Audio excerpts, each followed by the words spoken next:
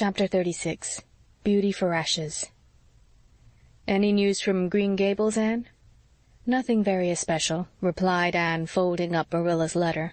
"Jake Donnell has been there shingling the roof. He is a full-fledged carpenter now, so it seems he has had his own way in regard to the choice of a life work. You remember his mother wanted him to be a college professor. I shall never forget the day she came to the school and rated me for failing to call him St. Clair." "Does anyone ever call him that now?" "Evidently not. It seems he has completely lived it down. Even his mother has succumbed. I always thought that a boy with Jake's chin and mouth would get his own way in the end. Diana writes me that Dora has a beau. Just think of it, that child." "Dora is 17, said Gilbert. "Charlie Sloane and I were both mad about you when you were 17, Anne." "Really, Gilbert, we must be getting on in years," said Anne with a half-rueful smile. "When children who were 6 when we thought ourselves grown up are old enough now to have beaus. Dora's is Ralph Andrews, Jane's brother. I remember him as a little, round, fat, white-headed fellow who was always at the foot of his class. But I understand he is quite a fine-looking young man now."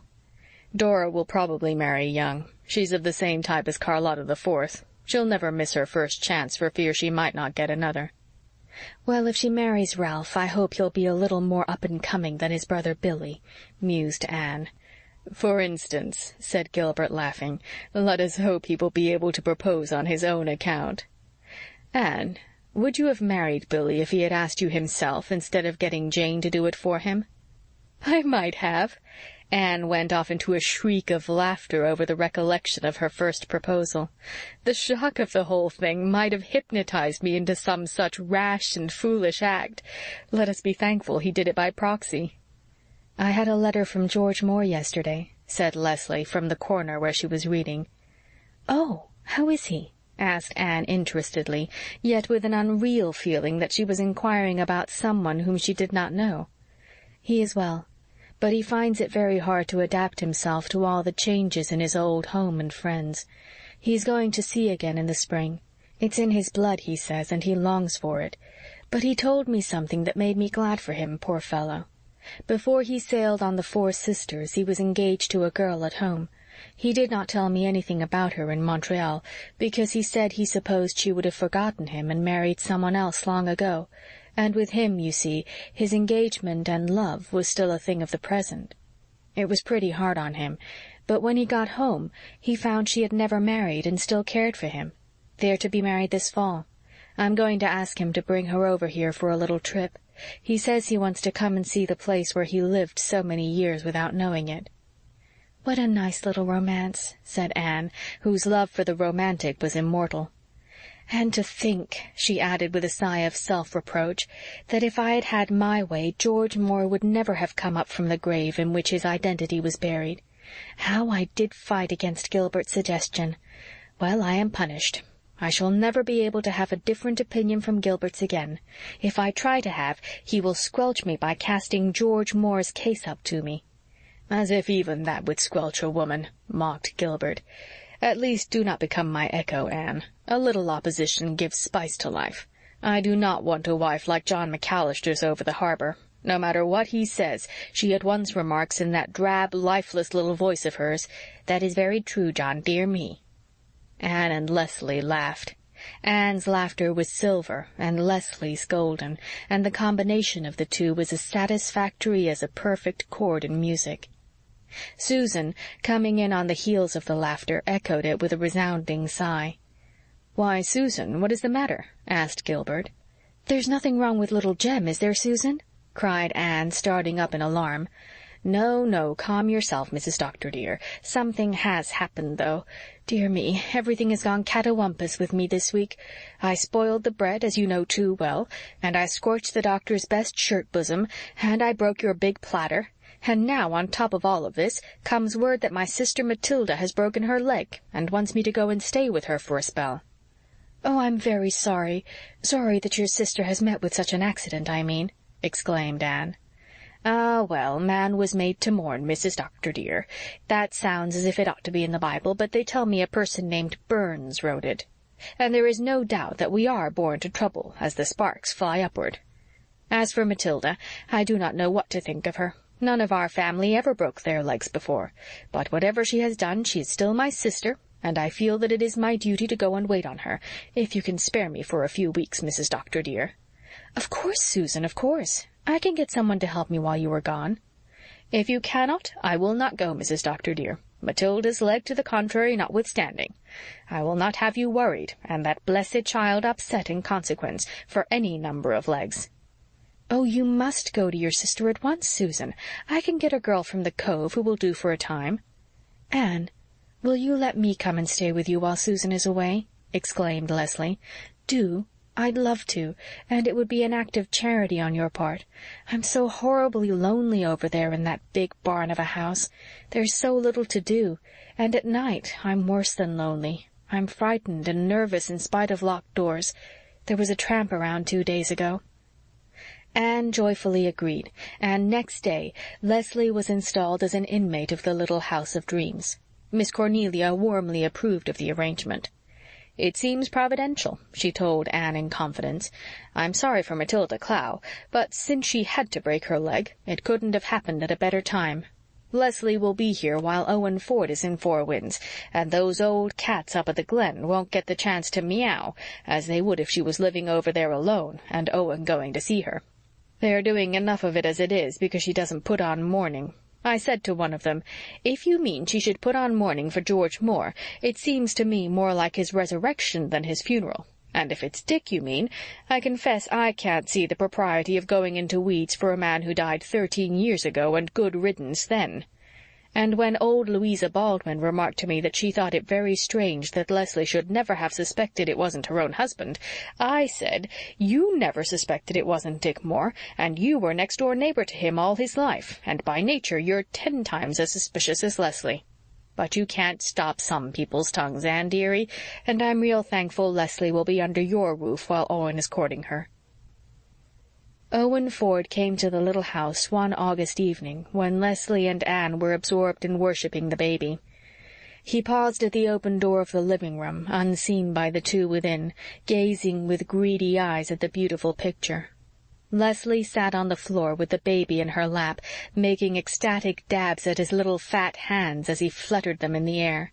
"Oh, you dear, beautiful, beloved baby," she mumbled, catching one wee hand and covering it with kisses. "Isn't him the darlingest little thing?" crooned Anne, hanging over the arm of her chair adoringly.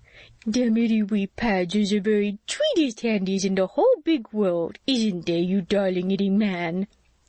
Anne, in the months before Little Jem's coming, had pored diligently over several wise volumes, and pinned her faith to one in especial, Sir Oracle on the Care and Training of Children. Sir Oracle implored parents by all they held sacred never to talk baby talk to their children. Infants should invariably be addressed in classical language from the moment of their birth. So should they learn to speak English undefiled from their earliest utterance.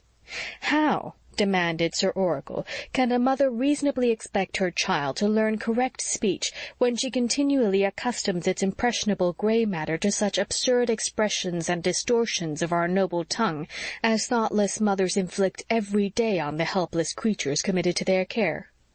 Can a child who is constantly called tweet itty wee singy ever attain to any proper conception of his own being and possibilities and destiny? Anne was vastly impressed with this, and informed Gilbert that she meant to make it an inflexible rule never, under any circumstances, to talk baby talk to her children. Gilbert agreed with her, and they made a solemn compact on the subject, a compact which Anne shamelessly violated the very first moment little Jem was laid in her arms.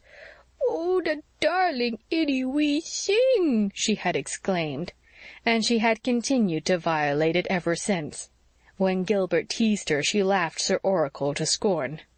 "He never had any children of his own, Gilbert. I am positive he hadn't, or he would never have written such rubbish. You just can't help talking baby talk to a baby. It comes natural, and it's right. It would be inhuman to talk to those tiny, soft, velvety little creatures as we do to great big boys and girls." Babies want love and cuddling and all the sweet baby talk they can get, and little Jem is going to have it, bless his dear itty heartums." "But you're the worst I ever heard, Anne," protested Gilbert, who, not being a mother but only a father, was not wholly convinced yet that Sir Oracle was wrong. "I never heard anything like the way you talked to that child." "Very likely you never did. Go away, go away. Didn't I bring up 3 pairs of Hammond twins before I was 11?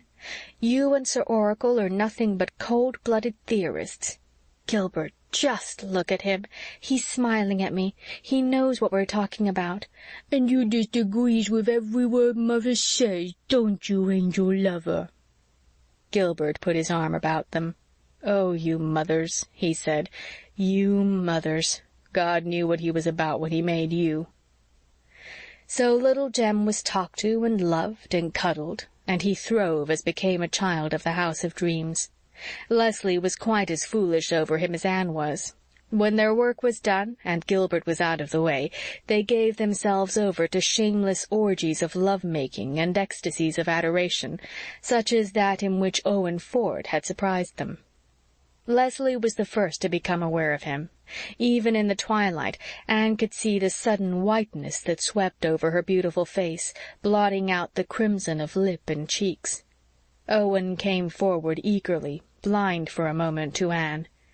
"Leslie," he said, holding out his hand. It was the first time he had ever called her by her name, but the hand Leslie gave him was cold, and she was very quiet all the evening, while Anne and Gilbert and Owen laughed and talked together. Before his call ended, she excused herself and went upstairs. Owen's gay spirits flagged, and he went away soon after with a downcast air. Gilbert looked at Anne. "Anne, what are you up to? There's something going on that I don't understand. The whole air here tonight has been charged with electricity. Leslie sits like the muse of tragedy. Owen Ford jokes and laughs on the surface and watches Leslie with the eyes of his soul. You seem all the time to be bursting with some suppressed excitement. Own up. What secret have you been keeping from your deceived husband?" "Don't be a goose, Gilbert," was Anne's conjugal reply. "As for Leslie, she is absurd, and I'm going up to tell her so." Anne found Leslie at the dormer window of her room. The little place was filled with the rhythmic thunder of the sea. Leslie sat with locked hands in the misty moonshine, a beautiful, accusing presence. "Anne," she said in a low, reproachful voice, "did you know Owen Ford was coming to Four Winds?"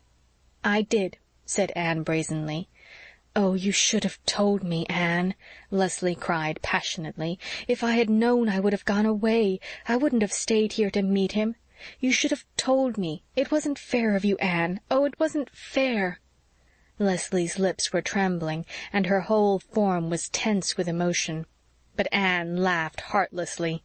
She bent over and kissed Leslie's upturned, reproachful face.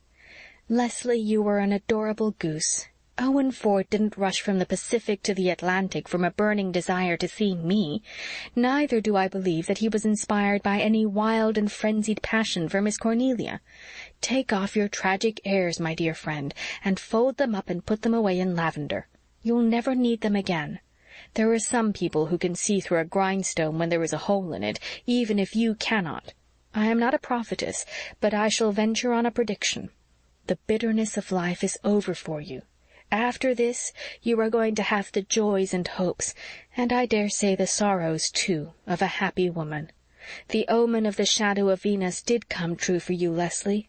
The year in which you saw it brought your life's best gift for you, your love for Owen Ford. Now go right to bed and have a good sleep." Leslie obeyed orders in so far that she went to bed, but it may be questioned if she slept much. I do not think she dared to dream wakingly. Life had been so hard for this poor Leslie. The path on which she had had to walk had been so straight that she could not whisper to her own heart the hopes that might wait on the future. But she watched the great revolving light bestarring the short hours of the summer night, and her eyes grew soft and bright and young once more. Nor, when Owen Ford came next day to ask her to go with him to the shore, did she say him nay. End of chapter 36.